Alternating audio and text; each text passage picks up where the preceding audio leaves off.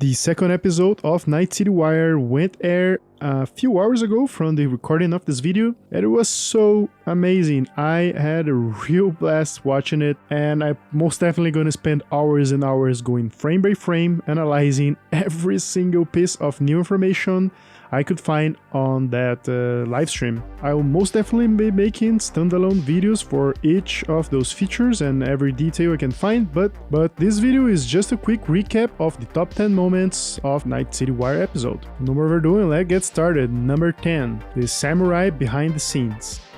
I personally and honestly was not a big fan of the samurai version. The songs, just, I don't know, there was something about them that didn't connect at the first time I've heard Chip It In when they released, I think was last year, I don't remember. But the more I listen to the music, it's starting to grow on me. There is actually a brand new song that was released today along Night City Wire that is called A Like Supreme. You can find the link for that song on the video description. Moving on number 9, we had some first looks on brand new characters. For example, there is this mission where Wakako Okada, that by the way, it looks like his super sweet grandma.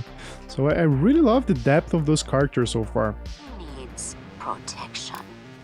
It could get hot, very hot. The gun dealers on Maelstrom. We also have a brand new fixer named Padre, which is a priest in English from, I don't know, Spanish. And as I said, he is a fixer for Haywood. It is kind of obvious that every district would have its own fixer and all, but I just didn't thought about it. We had Dex Deshawn already, who is a fixer for the Westbrook district, and now we see this guy from Haywood, so it's quite interesting. Would be fun to roam around cities trying to find the badass fixer who can give us jobs on that particular district, so I'm really anxious for that. For number 8, we got a deeper look in the life paths. So as you all know, we have 3 life paths, that is Street Kid, Nomads, and Corpo. And they gave us a little bit of a teaser and a trailer each for each one of those. So in a nutshell, if you start as a street kid, you grew up in Haywood district, robbing and running for cops was your life. And also street racing. That, by the way, is also another amazing feature that I forgot to include on this list. So, street racing, everyone. It's gonna happen. Almost look like Need for Speed. In a nutshell, the motivation of the Street Kid V is being someone, being recognizable and being badass. So, as you can see, nightlife, clubs, you name it, that is his life. If you choose to start as a nomad, the nomad life, it's family, it's your clan, it's simple life on the desert, you're just struggling to survive, find food, water and all. And it's pretty much just like Mad Max actually. Somehow your family is in pieces, they don't go exactly into details because that will be a spoiler. And as the characters say, you are an outcast among outcasters. So you're visiting Night City for the first time, you don't know anyone there, you have no idea what's going on, and that's it. I personally think this is the most appealing life pass to begin with. I would definitely play with all 3 of them, but this will probably be my first choice because it's easier to relate. I mean, because we as a players, we don't know Night City as well, so it will be interesting to learn the game from the perspective of a newcomer. I also got really impressed by the design of the Badlands. I was expecting something simpler, more barren, but there's a lot of assets there. There's a lot of small buildings, small towns, and they confirm that you can revisit Badlands anytime after you're through the game. So you can just grab your car and go back to the Badlands if you want, but be careful, they say that Badlands could be very, very dangerous. And before we move on to the next item of this list, I would love to ask your favor. The only thing I'm asking for you is to subscribe to the channel, because it helped me a lot. Like, you have no idea how much that means to me, and it don't cost you anything. So I'm pushing daily videos of Cyberpunk 2077 content, and if you're liking this one and don't want to miss the future ones, make sure to subscribe and activate the notification bell. I know you're gonna do that, and thank you for that. So let's keep going. For the moment number 7, we have dialogue options.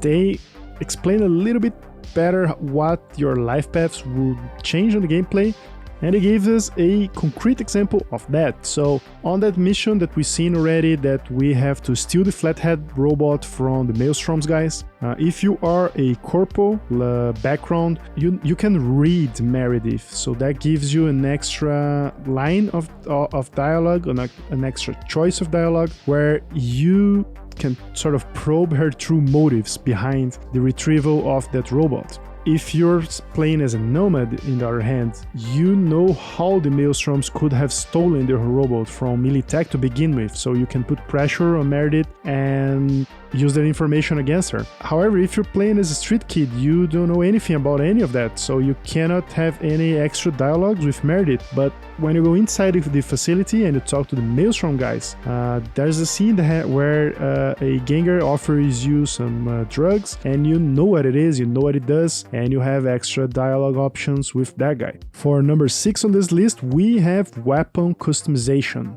They confirm 2 types of weapon customizations, mods and attachments. We have the attachments that are, for example, sights. You can change the type and the stats of each sight you're using, and that will probably range from different magnifications, thermal scopes, maybe night vision or something, the ability to see through walls, I guess. And you can also change suppressor, compensators and all, so those are attachments. And we have mods that are electronic chips that you install in your weapons, and this will min and max your statistics for that weapon, or even change entirely the gunplay. They say that those chips could make your weapon non-lethal, for example, so you could like just stun your opponents. You could also replace for biochemical rounds, and I'm assuming that it could be many other options, like changing the rate of fire, maybe fire mode. I don't know. There's a lot of room to change in software here. And there is this third type of customization that they didn't mention explicitly,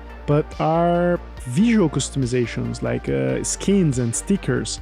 This is not confirmed, but from the B-roll footage, we could see that there are plenty of color schemes, I'd say, for the same weapons. So I don't believe they will be locked in, like you find a weapon that way and you have to play through the game with that colors.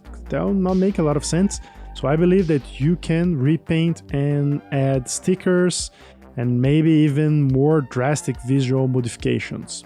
Moving on, at number 5 we have gun types. And we have 3 of them, that is power, tech and smart, and they all apparently counter the same game mechanic of cover. The power weapon will have the ricochet ability, where you can fire on a hard surface and the bullet will like ricochet on the surface and hit your opponent behind cover. We have the tech, which will go a more direct approach, let's say. So tech weapons will have piercing capability, so you can shoot through cover and walls, and very likely through multiple enemies as well. And we have the smart weapon, that is like instead of shooting at the enemy, you kind of shoot to the sides and the bullet will track your enemy and hit him.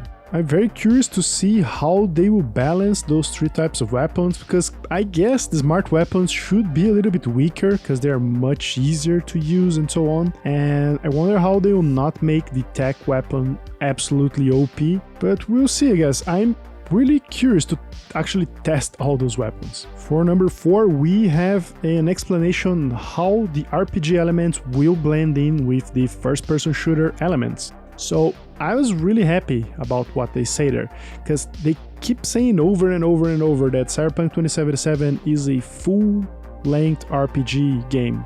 And they said in an interview that Cyberpunk 2077 is more RPG than Witcher 3 was. And they keep hammering that. And again, they made it very clear. So the RPG elements that will be included into the gunplay mechanics is a very neat progression system. So as they say, V goes from a small mercenary to a legend throughout the game. So what you can increase by leveling up is basically everything: reload time, accuracy, faster aim down sights, move speed, so you name it. All the stats that could be relevant at gunplay, you'll be improving then as you level up. For number 3, we had a glimpse of some very notable guns, and by far my favorite was the Tsunami Nakamura. It is a railgun, like all tech weapons, and it's also a sniper rifle. So as the description say, it is a sniper rifle that can pierce walls like they are cardboards. And I don't know, I don't think it can get any better than that. Another very impressive weapon that they showcase is the Budget Arms Carnage, which is a shotgun. It looks like it's a pump action, but it is probably an automatic one. And as for the smart weapons, they showcase the Kung Tao Ju 8-barrel shotgun. So it is a flechette shotgun with homing bullets, which will follow your target wherever. And it has 8 barrels. And each barrel can track an individual target. So on their own words, you can clear a whole room with a single shot. This looks really OP, but it's probably not that much, I guess. I don't know, maybe. And at number 2 of this list, we have weapon types. We have range, we have melee, we have cyberware that can be both offensive or defensive. We have armor types, a lot of them. We have throwable. So yeah, the list of equipments is quite vast. But here I'd just like to call your attention to the cybernetic types. So on this video they showcases 3 types. We sort of already seen all of them, but it's always a pleasure to see them in action one more time. There's the Mantis Blade, that is a hidden really big sword, and we have the Gorilla Fists that you can use apparently to rip off turret guns. And we also have the arm launcher. I wonder if you could mix those types. Maybe you could go like a left hand with a launcher, right hand with a Mantis Blade. Probably not, but at the same time, I don't see why not. So maybe that's my idea here. I don't know. And I didn't see this in any footage so far, but I would love to be able to mix 2 types of different arms. And finally, number 1 of this list is where you can find weapons and how you can find weapons. And it may be a little bit strange for this to be on the top 1 of my list, but their description was really interesting. Basically, you can find weapons in 3 different base ways that buying them on stores, like stores will have vast amount of weapons, but they will not be really special. You can also loot them on the world, so whenever you kill an enemy... So this is the part where I didn't like too much actually. So whenever you kill an enemy, it will drop like this box on the ground. I know make it a lot easier for you to loot, and I think Witcher 3 had the same system. When you kill an enemy, you drop like a sack on the ground. But I don't know, it just kind of breaks the immersion, for me at least. But whatever, it is what it is. You can also find weapons from legendary boss, from like boss fights, from unique characters that are not your regular NPC. And those weapons will be called legendary. So the legendary weapons on this game are unique. They are one of a kind, and you cannot find anywhere else other than obtaining from that person. And he said on the video that will bring you some tough choices, because you may like the guy, but you may like his gun even more, so you just kill him to get his gun, maybe. They didn't say that, but I wonder if there could be some options, some moments that you could convince the guy to give the weapon to you, either by threatening or by becoming friend with him. That could be some alternative path for obtaining those legendary weapons, maybe. Either way, I think it brings another layer for the RPG's aspect of the game. So you cannot have a super high-end tier just by buying on the store. So it sort of forces you to go through the story of the game and explore a lot. So this is my top 10 moments for Night City Wire episode 2. I will be doing standalone videos of every single one of those topics. As I said, I'll go frame by frame analyzing absolutely everything. So if you don't want to miss that content, make sure to subscribe, hit that button right now. The upcoming episode 3 for the Night City Wire was confirmed already. We still don't have a date, but I absolutely gonna cover that in a future video. Thank you so much for watching, and I see you next time.